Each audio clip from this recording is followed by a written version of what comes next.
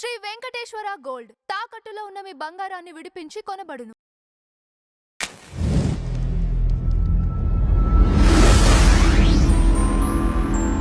Ma'am నమస్తే. నమస్తే అండి. మ్యామ్, బోనాల్లో అంటే ఇంతవరకు ఎప్పుడు జరగలేదంట ఈ సంఘటన. బోనం జారి కింద పడిపోయింది. తలసాని శ్రీనివాస్ యాదవ్ గారు కూడా దాని గురించి సారీ చెప్పడం కూడా జరిగింది మ్యామ్. ఏంటి? ఎవరికి సారీ చెప్తారు? అమ్మవారిగా? మ్మ్. ఎట్లా? మీరు చెప్పండి నాకు.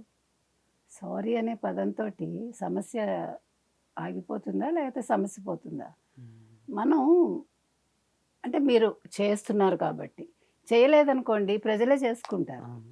ప్రభుత్వాలు, గత ప్రభుత్వం బీఆర్ఎస్ ప్రభుత్వంలో చంద్రశేఖరరావు గారు ఆయన దీన్ని రాష్ట్ర పండగగా ప్రకటించారు, చక్కగా చేశారు వాళ్ళు. ఇప్పుడు టీఆర్ఎస్ బార్ బీఆర్ఎస్ వాళ్ళు ఉన్నప్పుడు కొన్ని మంచి పనులు చేశారు, ఒప్పుకోవాలి మనం. ఓకే. ఇప్పుడు ఆయన కాళేశ్వరం ప్రాజెక్ట్ పక్కకు పెడితే, అండ్ దెన్ ఆంధ్ర వాళ్ళని తిట్టడం పక్కన పెడితే ఓట్ల కోసం, మ్మ్. చాలా విషయాల్లో హీస్ మచ్ బెటర్. మ్మ్.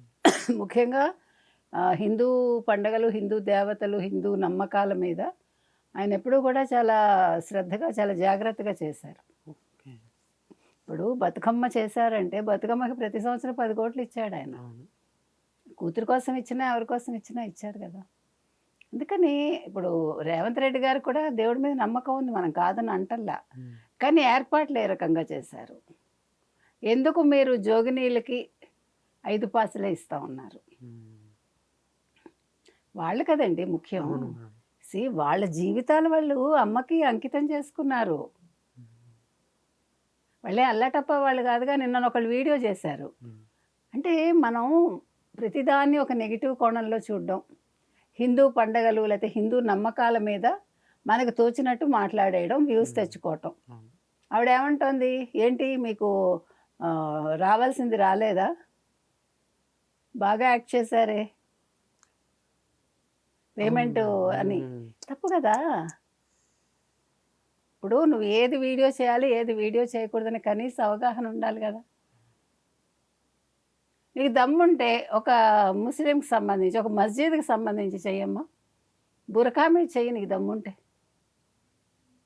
ఇప్పుడు క్రిస్టియన్స్ పాస్టర్లు చేస్తున్న వాటి మీద చెయ్యి. అసలు పిచ్చి కూడా పడుతుంది అవన్నీ చూస్తుంటే.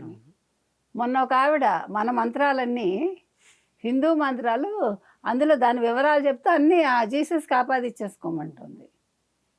పిచ్చి పీక్స్కి చేరటం. అంటే మీకు హిందుత్వాలోనే ఉంటూ అక్కడ డబ్బులు దండుకుంటూ ఆ మతం పేరు చెప్పి మీరు ఒక ఇల్యూజన్లో బతుకుతూ ప్రజల్ని అలా భ్రమల్లోకి నెట్టేస్తున్నారు. ఇప్పుడు జరుగుతున్నది అది.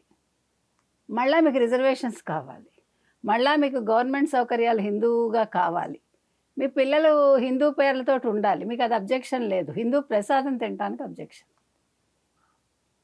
ఇక్కడికి వచ్చేసరికి అసలు who are you to say that? నీకు నమ్మకం లేకపోతే నేను ప్రశ్నించాను నిన్ను, కానీ నా నమ్మకాన్ని నువ్వు ప్రశ్నించకు. ఇప్పుడు అయోధ్య రామాలయంలో ఫండ్స్ ఇది అయ్యాయి, దాని మీద నమ్మకం లేని రాహుల్ గాంధీ కాంగ్రెస్ పార్లమెంట్ ముందు చేయటం ఏంటి డ్రామా? డ్రామా. నేను అడుగుతున్నది అది. నువ్వు అయోధ్య రామాలయానికి ఇంతవరకు వెళ్ళావా? అది మా సొమ్ము, సరే మావాడే తిన్నాడు, మాకు బాధ లేదు అన్నారు అనుకో వాళ్ళు, నువ్వేం చేస్తావు? నువ్వు ఇవ్వలేదుగా, నువ్వు రూపాయి ఇవ్వలా. నువ్వు రూపాయి ఇంతవరకు నీ జీవితంలో కష్టపడి సంపాదించలేదు. ఎంత ఎందుకు? నీ ముత్తాత దగ్గర నుంచి నువ్వు బతికేస్తున్నావు పేర్లు చెప్పుకొని, అవునా కదా? నేను మాట్లాడే హక్కు ఉంది, నాకు భావ ప్రకటన స్వేచ్ఛ ఉంది, గుర్తుపెట్టుకోండి. మ్మ్. నేను హద్దు మీరు మాట్లాడలేదు. I have a right to ask mister Rahul Gandhi. అందుకని ఒక వ్యంగ్యంగా నవ్వడాలు ఈ మధ్యన మీరు గమనిస్తే, వ్యక్తిగత దూషణలకు దిగడాలు మ్మ్. ఇది ఎక్కువైపోయాయి మనకి. బూతులు మాట్లాడి జంజీ ఇలాగే మాట్లాడుతుంది. మరి నువ్వు మాట్లాడు. జంజీకి నువ్వు సపోర్ట్ చేస్తున్నావు కదా, నువ్వు కూడా మాట్లాడు, తప్పే ఉంది. ఓ రాజకీయ నాయకుడివి, వంశపారంపర్యంగా అనుభవిస్తున్న వాడివి. అందుకని నాకు నిన్న అది నచ్చలేదు ఆ వీడియో. ఓకే. నేను అనేది మీరు ప్రశ్నించండి, ప్రశ్నించడం తప్పు కాదు, ప్రశ్నించే విధానం తప్పు. ఏంటి పేమెంట్ అందలేదా? మ్మ్. నువ్వు ఇచ్చావా పేమెంటు? వాళ్ళు వాళ్ళ జీవితాలు అంకితం చేశారండి. ఆవిడ అదే అడిగింది, మీరు విఐపీలకి, అధికారులకి, పోలీస్ అధికారులకి మీరు ప్రత్యేకంగా వాళ్ళకి అన్ని రాయల్ ట్రీట్మెంట్ ఇస్తున్నారు. మాకు మీరు చెప్పిన టైంకి రమ్మని చెప్పటం ఏంటి? 5గురికే పాసులు ఇస్తామనడం ఏంటి? తప్పు కదా! అవును. వాళ్ళు కొత్తగా వస్తున్నారా?